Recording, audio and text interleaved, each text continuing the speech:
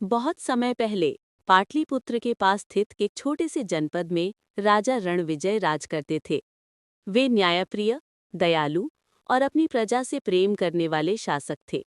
उनके राज्य में सुख समृद्धि थी, लेकिन राजा की सबसे बड़ी चिंता थी उनका पुत्र कुमार अर्जुन। अर्जुन बुद्धिमान तो था, लेकिन अत्यधिक विलासी और आलसी भी। उसका समय शिकार, खेल और भव्य दावतों में बीतता। पढ़ाई लिखाई और राज्य के कामकाज से उसे कोई मतलब न था। राजा चिंतित थे, अगर अर्जुन ऐसा ही रहा तो राज्य का भविष्य अंधकारमय होगा। चाणक्य का प्रवेश। एक दिन राजसभा में ये चर्चा हुई कि कुमार को कोई योग्य गुरु चाहिए। तभी एक मंत्री ने कहा, महाराज, यदि अनुमति हो तो मैं महान आचार्य चाणक्य को आमंत्रित कर सकता हूँ। उनकी नीति और ज्ञान ने कई राजाओं का जीवन बदला है। राजा ने तुरंत सहमति दी। कुछ ही दिनों बाद आचार्य चाणक्य पाटलिपुत्र पहुंचे। उनका तेजस्वी व्यक्तित्व देखकर सभी चकित रह गए। राजा ने निवेदन किया, गुरुदेव, कृपया मेरे पुत्र को ज्ञान दें ताकि वो योग्य उत्तराधिकारी बन सके। चाणक्य मुस्कुराए, राजन, मैं उसे शिक्षा दूंगा, परंतु ये तभी संभव है जब कुमार स्वयं सीखने की इच्छा रखे। राजा ने अर्जुन को बुलाया। अर्जुन मन ही मन नाराज था, क्योंकि उसे लगता था कि वो पहले से ही सब कुछ जानता है। लेकिन पिता की आज्ञा मानते हुए उसने चाणक्य के साथ रहने की स्वीकृति दे दी। पहला पाठ, आलस्य का त्याग। पहली ही सुबह चाणक्य ने अर्जुन को सूर्योदय से पहले जगा दिया। राजकुमार झुंझला कर बोला, गुरुदेव, अभी तो बहुत नींद बाकी है। चाणक्य ने गंभीर स्वर में कहा, कुमार, जो व्यक्ति सूर्योदय के बाद उठता है उसका भाग्य भी सो जाता है। आलस्य सबसे बड़ा शत्रु है। याद रखो, आलस्यम ही मनुष्याणाम शरीरस्थो महान रिपुः, यानी आलस्य मनुष्य के शरीर में छिपा सबसे बड़ा शत्रु है। इसे हराने वाला ही विजेता बनता है। धीरे धीरे अर्जुन ने नियमित दिनचर्या अपनाना शुरू कर दिया। अब वो सूर्योदय से पहले उठने लगा और मन और शरीर दोनों में ताजगी महसूस करने लगा। दूसरा पाठ, समय का मूल्य। एक दिन चाणक्य ने अर्जुन को खेतों की ओर ले जाकर किसानों से मिलवाया। वे देख रहे थे कि किसान सूरज निकलने से पहले ही हल जोत रहे थे। अर्जुन ने हैरानी से पूछा, गुरुदेव, इतनी मेहनत क्यों करते हैं? चाणक्य ने उत्तर दिया, कुमार, ये जानते हैं कि समय का एक एक पल कितना मूल्यवान है। यदि खेत समय पर जोते न जाएं तो बीज नष्ट हो जाते हैं। ठीक वैसे ही यदि जीवन में समय का उपयोग सही ढंग से न किया जाए तो अवसर हाथ से निकल जाते हैं। कालः सर्वस्य भेषजम। समय हर समस्या का इलाज है, पर जो उसे गंवा देता है वो पछताता रह जाता है।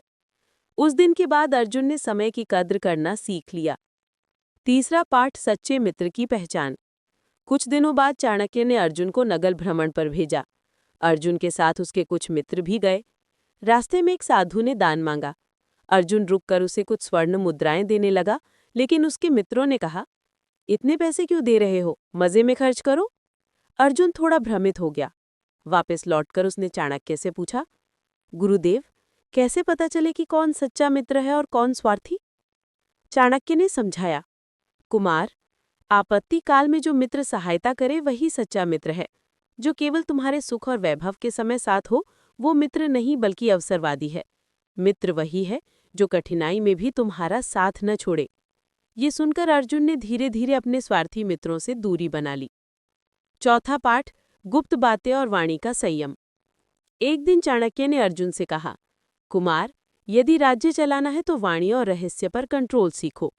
याद रखो, गुप्तम रहस्यम रक्षेत, वाचा संयमम आचरह, यानी गुप्त बात को गुप्त रखना चाहिए और वाणी पर संयम रखना चाहिए। जो अपनी योजनाएं सबके सामने खोल देता है वो स्वयं अपने पतन का कारण बनता है। अर्जुन ने इसे हृदय से ग्रहण किया। अब वो बिना सोचे समझे कुछ भी बोलने की आदत छोड़ चुका था। पांचवा पाठ, शत्रु और मित्र की नीति। कुछ समय बाद एक पड़ोसी राज्य ने रणविजय के राज्य पर आक्रमण की योजना बनाई। राजा चिंतित हो उठे। चाणक्य ने अर्जुन से कहा, कुमार, अब समय है कि तुम अपनी शिक्षा को व्यवहार में लाओ। अर्जुन ने चाणक्य से मार्गदर्शन लिया।